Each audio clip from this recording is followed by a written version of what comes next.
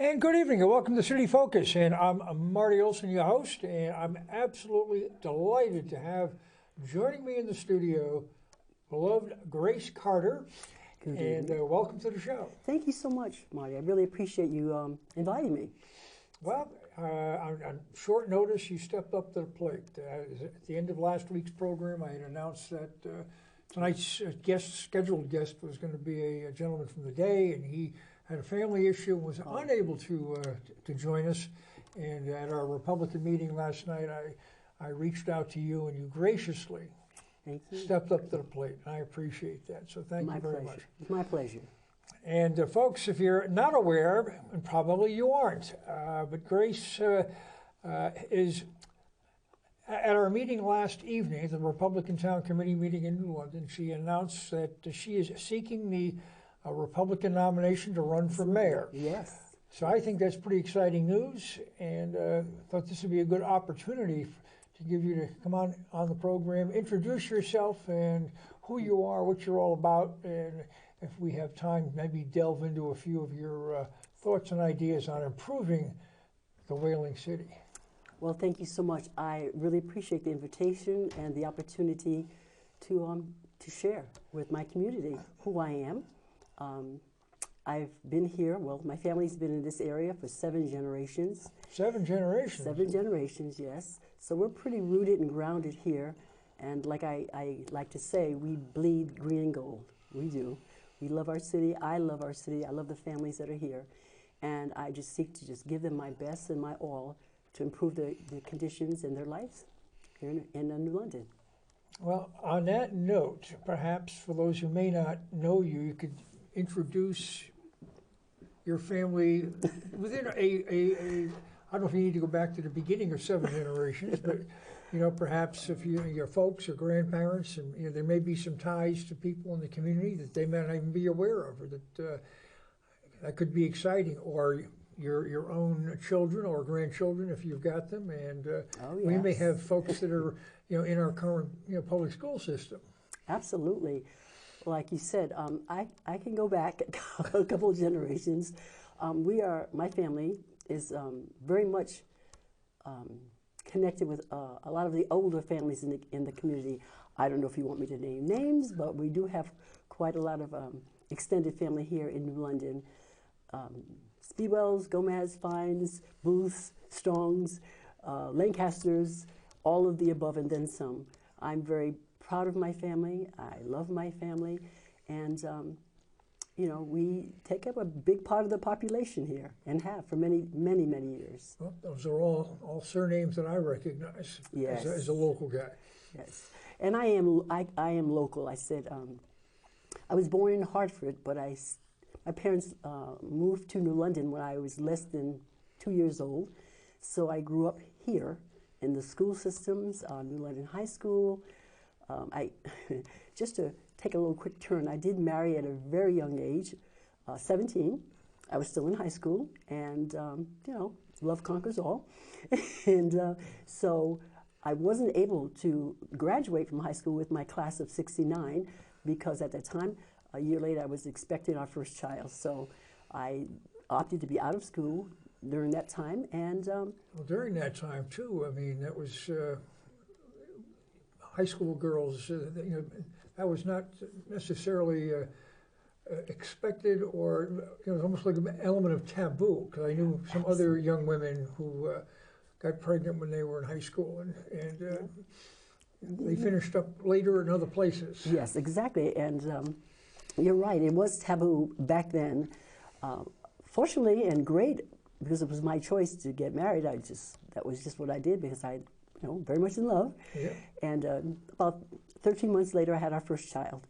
And I did not graduate with my class, but I did go on after having several more children. I went back and got a GED. Good for you. Oh yeah, it was one of the greater joys of my life. And then I went on to New London Adult Education? Yes, it was New London Adult Education. Actually, it was at the Drop-In Learning Center. Oh, okay, terrific. Many, many, many years ago. Elizabeth Hamilton. Exactly. Miss Hamilton was a great inspiration to me and kind of took me under her wing and helped me through it. Then I went on to go to Johnson & Wales Culinary University. I graduated and with honors in culinary, or baking, actually baking a pastry. And I went on for many, many years to be a pastry chef in my life. Had a couple of businesses, cottage businesses, and I love to bake. That's my therapy. Well, that's terrific. And I love giving it away, baking and giving it away to people who really appreciate good baking. Well, that's terrific. And I just learned something myself. That's one of the things, folks, that I really love about this program. Inevitably, I'm going to learn something new each week with my guests. Absolutely, absolutely. I have several children.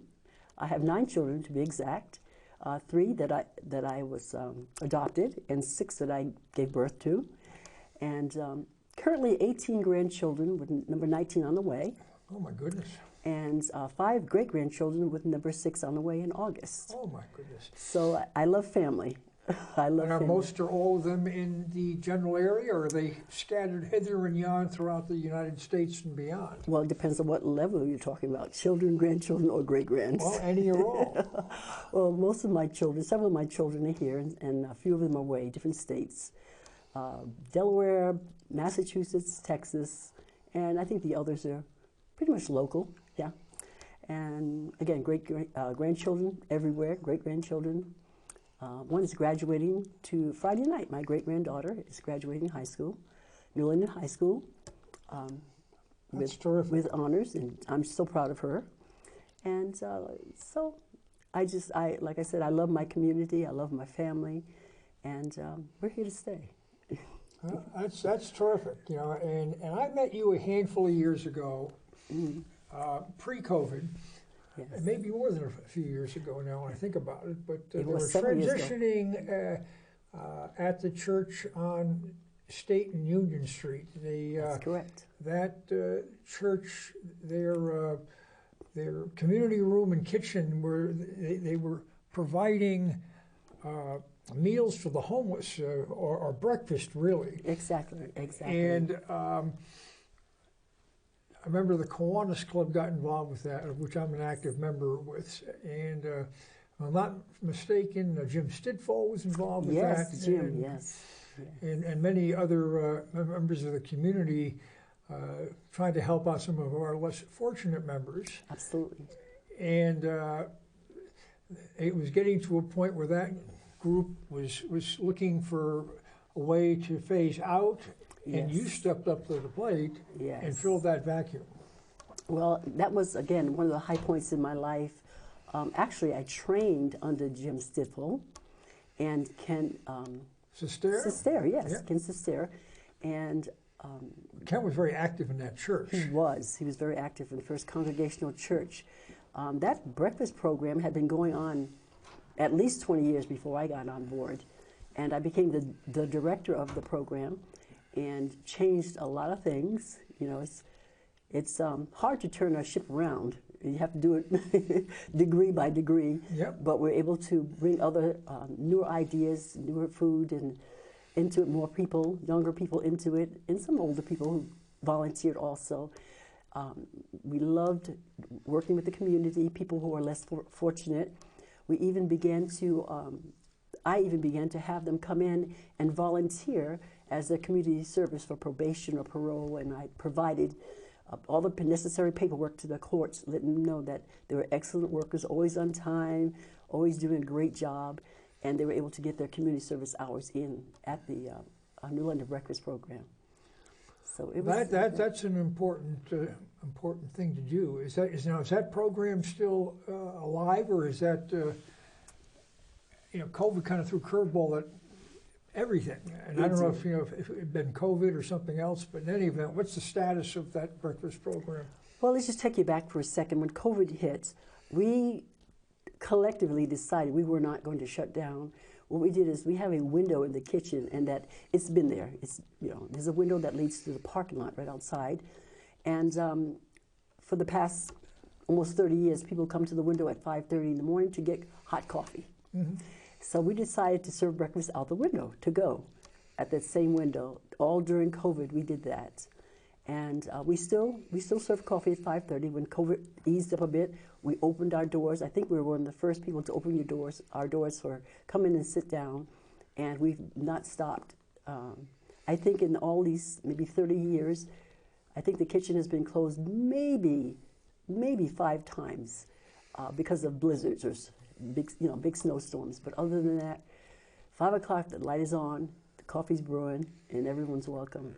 Yeah, and that church has turned over as well. I mean, Yes. there's a different congregation, different leadership in there than it was probably half a dozen, 10 years ago.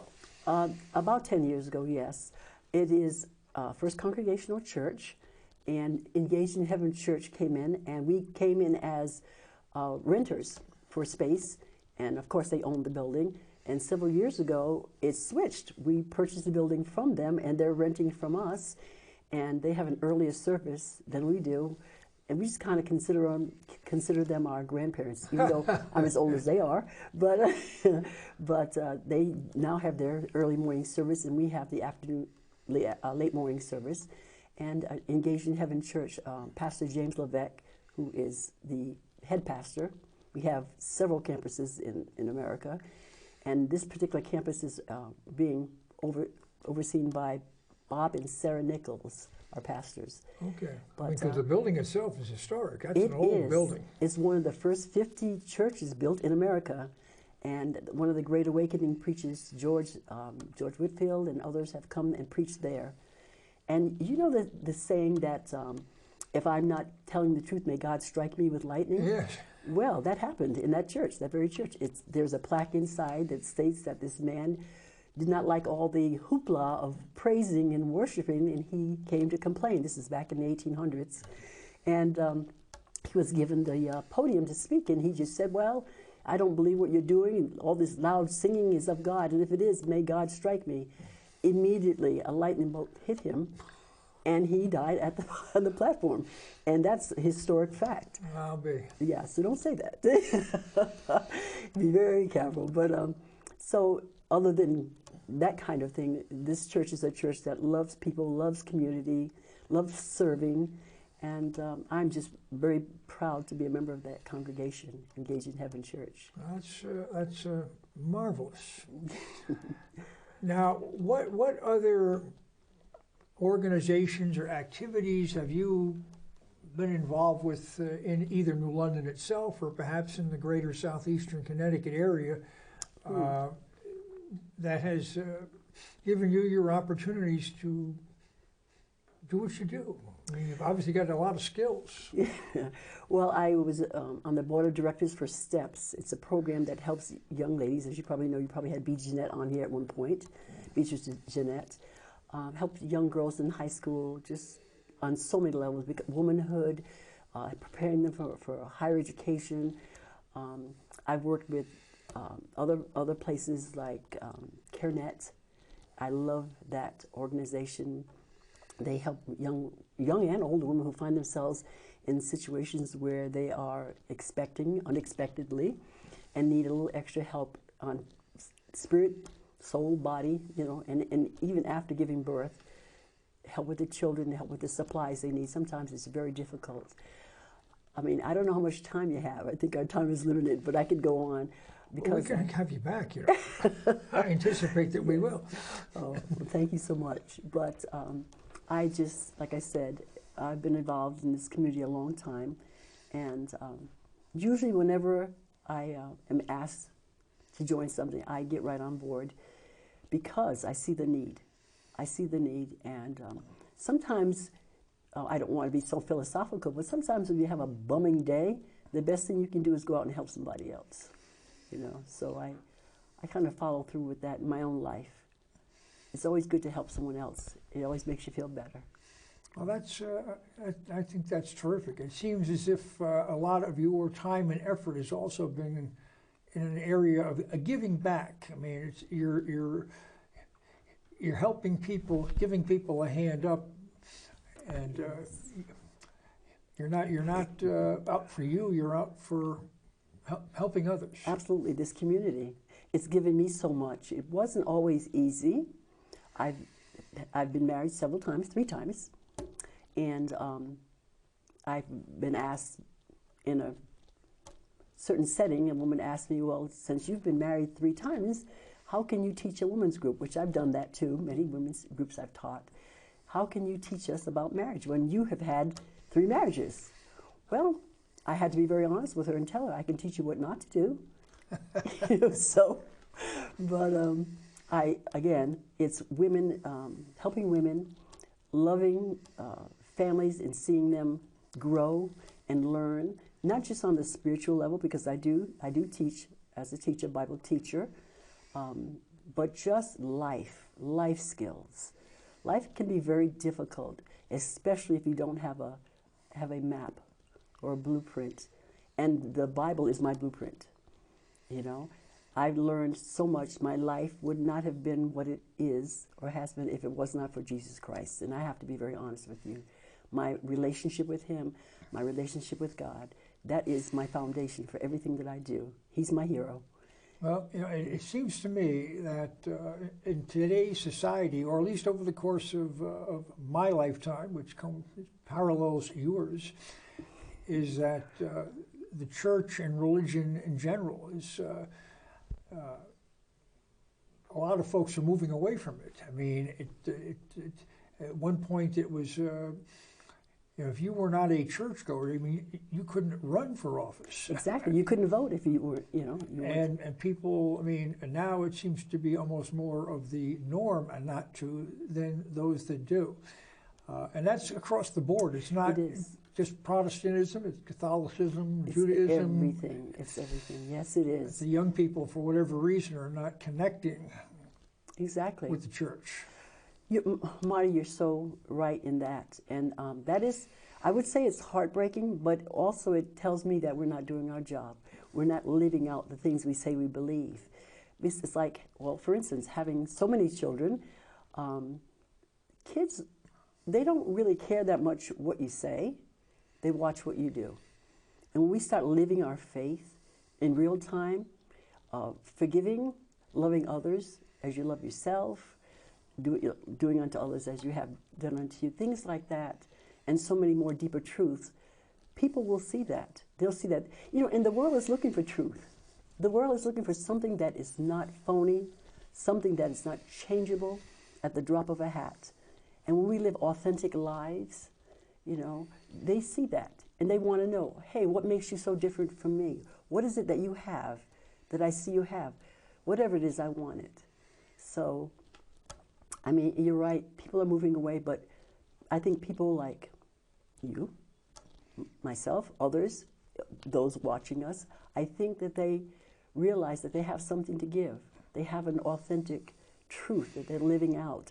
And people are going to see it and want to know, hey, you know, I want what you want, what you have. Well, I firmly believe that, you know, giving back in whatever capacity that one does is critical to a thriving, balanced community. Absolutely, absolutely. And for those who have the ability to give back, it's incumbent upon them to do so. Exactly, and it's not always finances. I've not always been in a position to give finances, but I can give sweat equity. And I can give. It doesn't cost you anything to give a smile. It doesn't cost you anything to give a hug or an encouraging word. So I hope people don't think that they have to always give financially, which is a help because we live in a world that uses money. But just to say good morning with a smile or how are you and really mean it, that goes a long way. It really does. Absolutely. And you know, one thing I wanted to delve into just a little bit was, I mean, you mentioned that you're a product of the New London Public Schools. Yes. Now, as am I. Now, I went to Harbor School and then to Buckley Junior High. As I did. And I ended up at what's now the middle school. Yes. Many over as starting high school. And at Christmas break, my sophomore year is when they changed schools. We got our books after Christmas break, and we walked up to Jefferson Avenue, and we moved into the what was at that time the new high school in 1970. Ooh, my goodness. I graduated, my class graduated in '69, so you're a little bit behind me on that one. One or two, but you know, over the course of time, it just seems to be getting narrower and narrower. It does, doesn't it? We were the last, '69 was the last graduating year from what is now Benny Dover.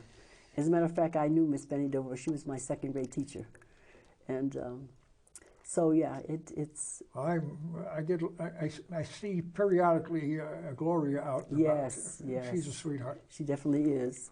And if you talk about giving back to the community, you're talking about Gloria Dover, for sure. She's one of those great people. Yeah. Now, which grammar school did you start off in? Jennings, actually. Jennings. Well, actually, because I'm a baby boomer, I started at I believe it's called the Second Congregational Church. It is now Miracle Temple Church. Okay. So there were so many children going into kindergarten that year that I was able to go. They started having kindergarten in the basement of that church. Oh, big. And I used to walk up Federal Street all the way to the top and attend kindergarten.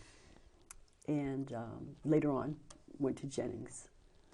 So I'm pretty. I mean, London, as when we were growing up, I mean, we had a number of elementary schools. Yes. If I'm not mistaken, there was 7, and they were all little neighborhood schools. Exactly, which is so we don't have beautiful. anymore.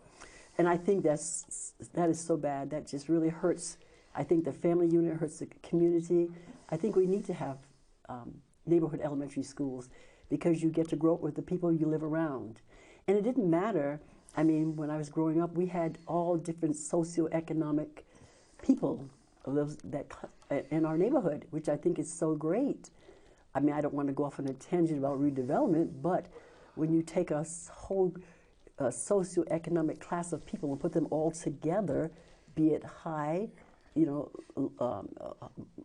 greater incomes or lower incomes. Isolate the low-income people was devastating. Yes, and because they have nothing to look up to. It's great, growing up in the neighborhood and across the street is Dr. Smith, and go, hey, doctor, how'd you get to be a doctor?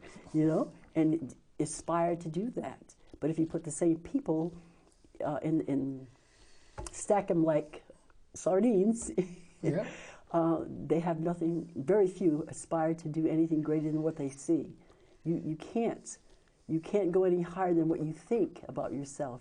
You have to have a higher, bigger, greater aspiration. And looking at people, who've done that, you figure, I can do that too, So that's, I think you're right about neighborhood schools. We really do need those. Yeah. Well, as much as I might think we need them, I mean, the state of Connecticut directs education in the state. I mean, the local school board's decision making is very narrow. I mean, based on what the state allows them to deal with, and it's not a lot. I mean, they're dealing with a lot of state mandates and state laws, and I would argue that the track record has not been the best. I mean, New London has been struggling in the last couple of decades mightily, and our public schools have been scraping our knuckles with the worst in the state, with Hartford, New Haven, Bridgeport, and that's not a place to be if you want your community to thrive. Well, Marty, that's a really broad topic, and a lot of it is very dear to my heart, the education system. I think that my really honest opinion and belief is that parents should dictate their education of their children, not our civic leaders, not the Board of Education, even as far as, gender and, that kind of thing. Our parents, the parents should decide that for their children. And I just believe that the civic leaders should go back to doing what they're hired and serving to do, what they've been hired or voted in to do, and that is make our city safe for families, pass, laws, if you will, to encourage the parents to be more involved, let the parents be more involved in the upbringing of their own children, and let the civic leaders do what civic leaders do, be governed by those who consent to them to govern them, according to the Declaration of Independence. I think you've done a nice job. You've segued into another area and another topic, which is critical, I think, to a thriving community. That's public Absolutely. safety. Absolutely, absolutely. And policing and its role and Exactly. what they're doing and how well they do it, and they're representing the community. And, but I think it's more important that you share your thoughts and me sharing mine. I've had my chance. Yes. Well, thank you, Marty. That is really near and dear to my heart. I am for the rule of law. I support our police department 100%.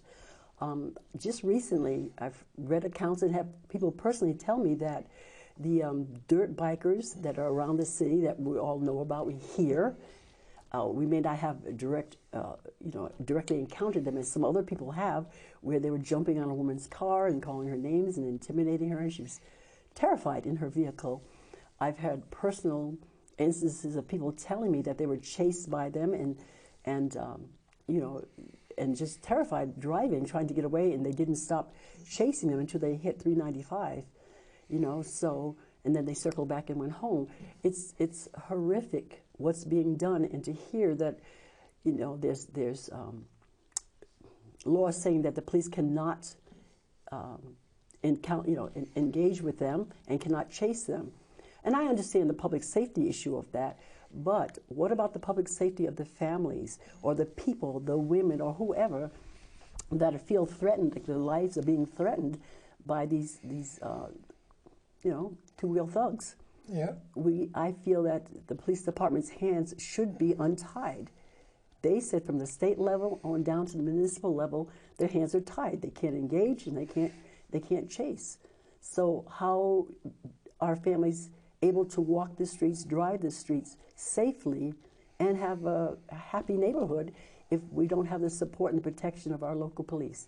So yes, I am for the rule of law. I am for our police being funded and being supported to do the jobs that they were trained to do, and that is to protect and to serve. Yeah. Well, this specific topic regarding the motorcycles, which these youngsters are running around town with basically they're masked and covered, Exactly. Doing wheelies and up and down wrong way, up and down the streets, no lights one-way on. streets the wrong way, No lights on. cutting in and out of traffic. Exactly. A lot of noise. It's a hazard. It is, And it's even a hazard to themselves. Absolutely, absolutely. And heaven forbid if you were to accidentally hit one of them because of their own maneuvers, there's the trauma involved with that. There's the law involved with that. And it's just a bad, it is not worth allowing, mob rule, if you will, or just. Yeah. Well, it's interesting. I mean, because our local police have their hands tied by state law. State law is dictating to them to not pursue, and which blows my mind. It's like the state is saying we can't do anything about it. Of course, we let you. So we're going to let these folks terrorize The cities. communities. Exactly. And how can we expect people to want to live in the city, even if they move here? How can we expect them to remain in the city if they don't feel as though they're being protected? If their property, like their cars, people jumping up and down on the hood of their cars, and their wives are not safe, or their teenage daughters or sons who are out, learning to drive or out driving, coming home from school or a party or whatever, just what communities do. How can we expect them to want to stay here and even want to move here? I don't care what kind of propaganda that's put on the city site. The truth is the matter. Listen to your community, those who live here. Enough of the unilateral decisions that are being made and supported from higher levels. Listen to your community. And I'm about to segue into something else. Before we do, because there's something I think that's important. I mean, and that is so often, and here in New London, it seems to be the way we do business. When you come into a situation like this, our elected officials just throw up their hands. Well, there's nothing we can do, which to me is an unacceptable response. Well, here's the problem. How are we going to solve the problem? Now, if we have to get the state involved, now we have, Nolan's a representative, and Marks is a state senator. We got a woman from Groton who represents the south end of the city. they're really not motivated to do anything unless they get juiced from the locals. Okay. Well, If the locals tell them, get on this, this is important, that'll motivate them to do something. But as long as our council and our mayor sit on their hands, and that's what they do, they're not doing anything. Okay, Marty, I'm going to ask you this. Am I interviewing you or are you interviewing me? Both. Because what you have to say is very key, but that's exactly my heart. And from the position of the community, we are a community. There's no southern hemisphere of the city and a northern hemisphere. We are and will be, because I'm going to see to it as mayor, to be a united New London. No more divisions. No more, that's your problem over there. I don't want to know, but I got my own problems. But you're absolutely right. Our city officials, if they're not part of the solution, they're part of the problem. And again, as I said, I want the community to understand that they have a voice. I am a candidate, if you will, for the people, not the hierarchy of government in the city. I'm a candidate for the people because I'm one of the people. I ask questions, I talk to people, and I want them to be heard instead of unilateral decisions being passed down by people who are not out there touching lives, hearing, caring, believing, and acting.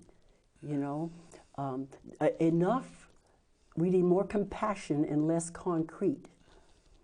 We do have partnerships, for lack of a better word at this point, with big-time developers building all these concrete edifices in the city, to make New London look like New York, if you will.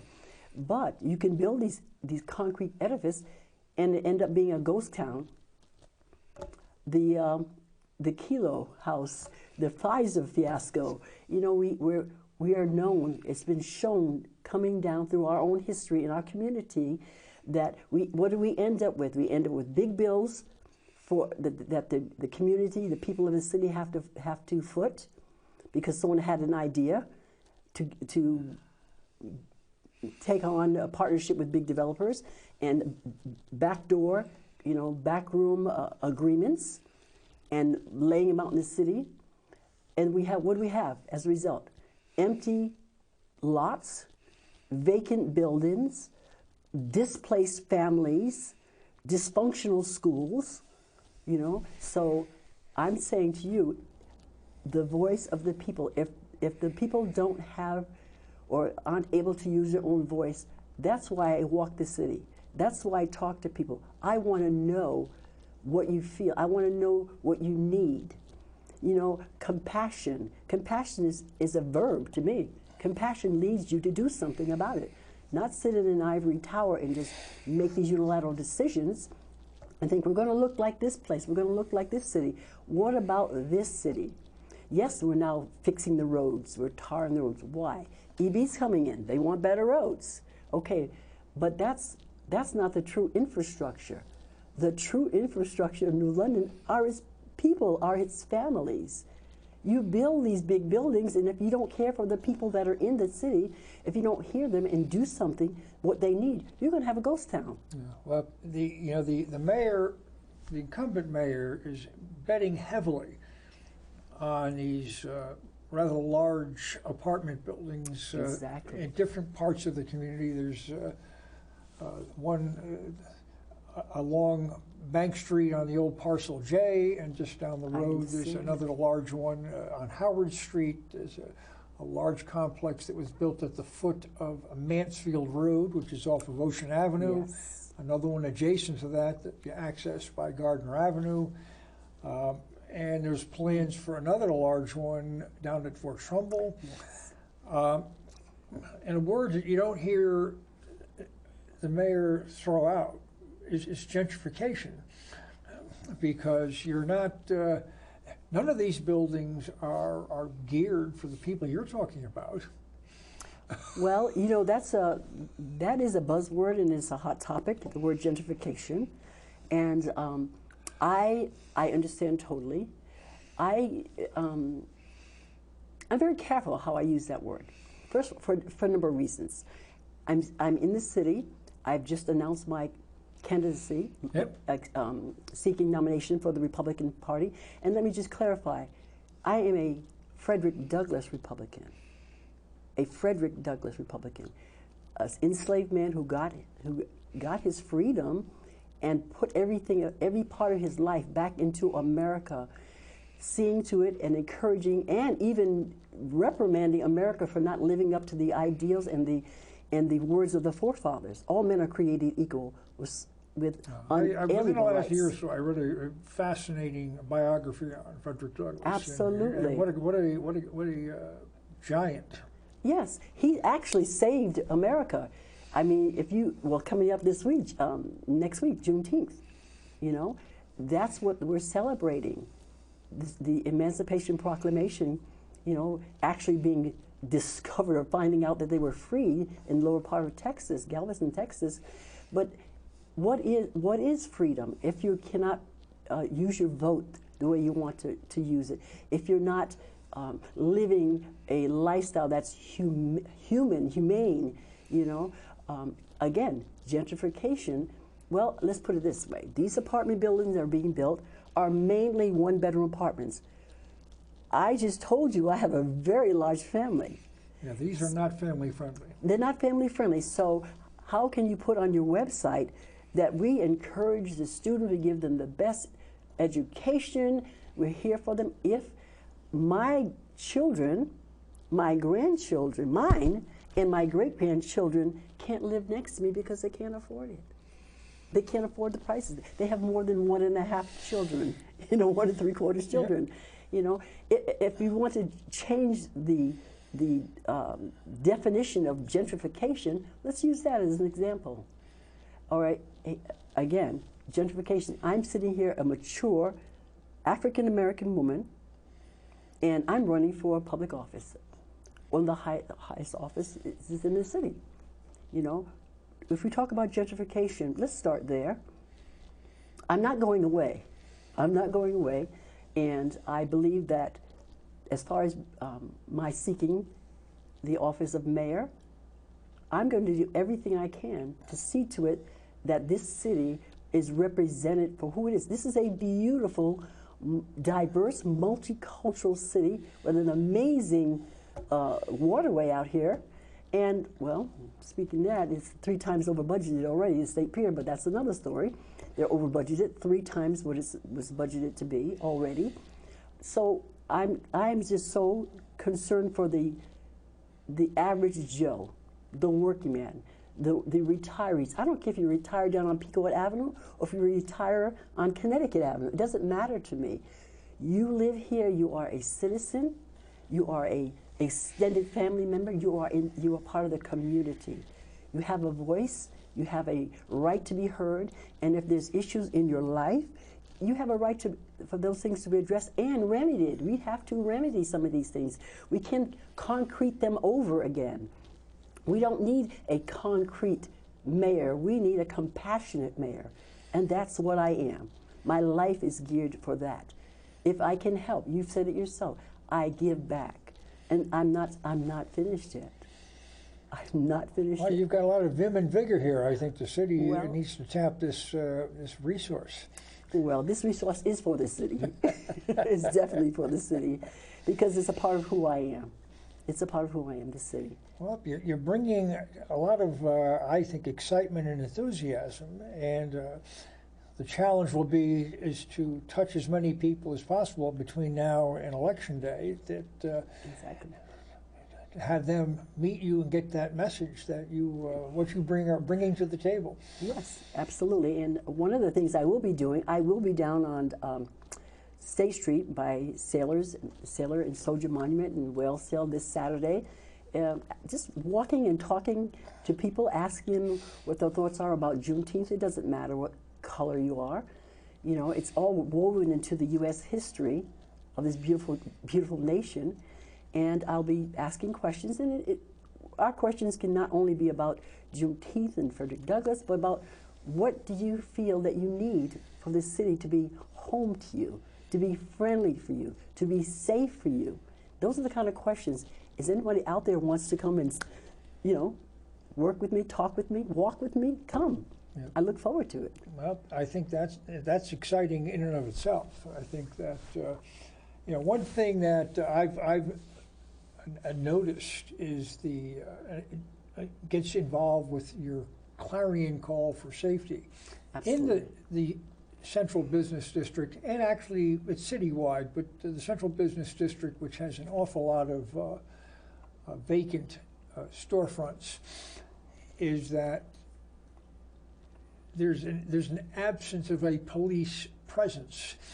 Yes. And without that, folks are often reluctant to go downtown or to invest in downtown. Absolutely. You know, we have a minimum quota, if you will, of 80 police officers on the force, and to this day that has not been met. Not even close. Yeah, not even close. That's, to me, that is ludicrous. You're trying to create a thriving community by building, like I said, edifice, but you're not affording the people the protection and the guarantee that their families will be safe and happy in the city, because you're not supporting the police.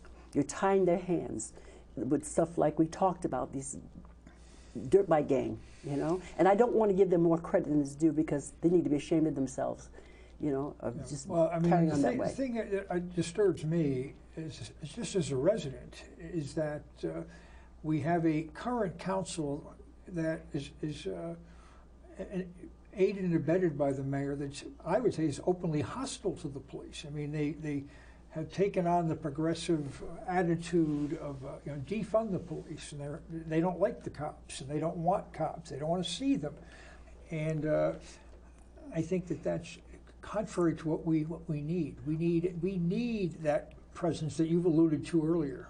Exactly, and the police definitely, the fire department. What does an average fireman make? It's a shame what an average fireman makes. And so our police, if someone's attacking your child or you're breaking into your home, who are you going to call? Not Ghostbusters. You'll call the police. But if you don't have enough, you have to wait. And then, especially like you alluded to, the city council, who's so, as you put it, you know, adamantly against the police. If someone's threatening your family, your home, you do expect them to show up. And if they don't show up in a timely manner, there are repercussions. But what are you going to do? Because you've already created this system that doesn't support the police or what they need to do, you know? And the same thing with the fire department. Your house is on fire, what are you going to do? Yeah. You know, and people don't take into consideration that, or I'll say the city council perhaps, has not taken into consideration that these people put their lives on the line to do. They could have been accountants, you know, if they wanted to be. Anything but putting their lives on the line. First responders, you know, we need to look at this and respect the fact that these people are putting their lives on the line. And for a budget cut or an attitude about them, a personal attitude, that doesn't make any sense to me. You know, how can you expect people to come into your city and to want to stay here? You're building all these buildings. What did we have when you know, Pfizer left, EB moved in? That's a whole nother story. Yeah, but I'll tell you something. We are absolutely fortunate that EB bought that building, because if they hadn't, that place wasn't built for Joe's Pizza House. I mean, that's a huge, huge office complex, and it required a business large and secure enough to fill that place, which EB has. Okay, let me tell you something, and I'm going to say it on public TV, that Pfizer and EB already had a backroom agreement that they were going to move into that building before it was even built. Pfizer had the money to build it. EB did not. Mm-hmm. Pfizer had no intention of staying there. They had no, because if you think about it, it would not be a lucrative business for them to be backside New London. that agreement was made prior to it even being built by Pfizer. Now, those are facts. I cannot tell you my source, but I happen to know that it's true. That was an agreement that was made prior to that building, and it was set up so that Pfizer would leave out before the 10-year mark, and EB would come in with a beautiful building already set. I've worked in that building. It's beautiful. Yeah. It's I beautiful. have never been in there. It's beautiful. It really is. It's high tech. It's really good. Yeah. So, but again, those backroom agreements with developers, and that happens all too often in New London. I, as mayor, will set a precedence, I say precedence, for transparency and truth.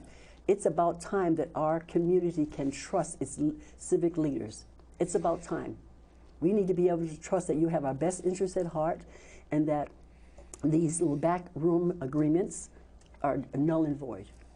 You know, it's not for the benefit of the community to do that. It's the benefit of the community to have what they need.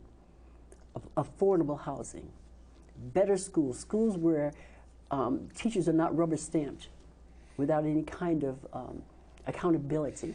And mind you, I love teachers. I am a teacher, a Bible teacher, but I love teaching. That's one of my loves. It really is. But what you read on paper on the New London website and what's going on in the schools, I've talked personally with staff at the schools and students and teachers and secretaries. I've spoken personally with them, and it is not at all what it appears to be on that website, on the city's webpage. It's not.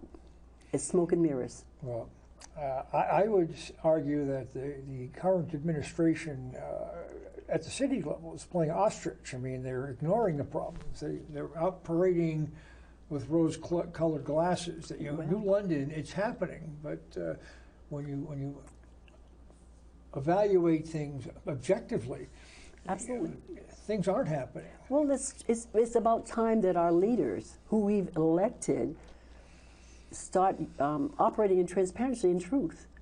And that's just, what else? What else is there? If we ever expect to have a community that we're proud to live in and that's safe to live in, that attract other people to live in and our families can grow up in, we need to have transparency and truth and deal with our issues. Nothing ever thrives or gets healed if it's covered. If you get a cut on your arm and you keep it covered up all the time without cleaning it out, it's going to get infected. It's going to infect your whole body. We need to have transparency and truth, and so that our community can live and it can thrive. Yeah. And that's what I want to do. Yeah. Well, one thing I am excited about is that just listening to you and your enthusiasm and exuberance that you're bringing to this task at hand is seeing how your campaign evolves and develops between now and Election Day, because you're just kind of getting started here, and you're a woman on a mission here. Listen, Marty, truth never changes. Truth is the truth is the truth. That's all I know. That's all I know. So I mean, it's got me excited, and I'm hoping that our compatriots in the New London Republican Party get as jacked up, and we'll get excited, and let's pull some surprises, because the Democrats tend to, I think, assume that they're going to be on top, and they assume they're going to win, and by sheer numbers, at times it has worked that way. But I think we have proven over time that when we run good candidates, we've got a good shot. Well, just go back to our history in America. There were some scrappy New Englanders that chased off the British. You know what I mean? Yep. They were outnumbered, outgunned, outmanned, and because of passion and right and truth, they were able to defeat a mega power. I have all due respect for the authority of the city, but I think it's a time changing of the guards. I really do, because I love the city and I want it to live and to thrive, and to be a place that people can feel good about retiring in, and people will feel good about raising their families in, good schools, workplaces. Well, the community's got a lot of assets. It does. I mean, absolutely. we've got 3 colleges. Exactly. And the got Coast Guard. numerous historical sites, Absolutely. and Absolutely.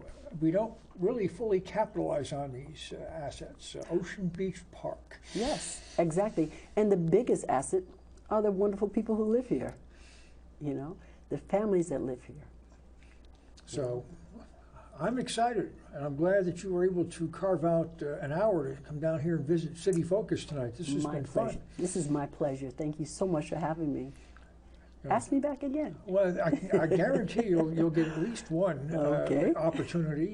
But this was I think, a nice introduction of you, to the community, and I certainly hope folks that when you're watching, and if you don't catch us here live, we're I'm hoping it will be up on YouTube later tonight or tomorrow, Yes. and that you can watch the interview in its entirety, and to get an opportunity to learn about beloved Grace Carter and her candidacy for mayor of New London. But Thank with you. that, I want to thank you for coming on. Thank you for having me. Very good. Well, folks, we'll catch you next week on City Focus, and good night. Good night.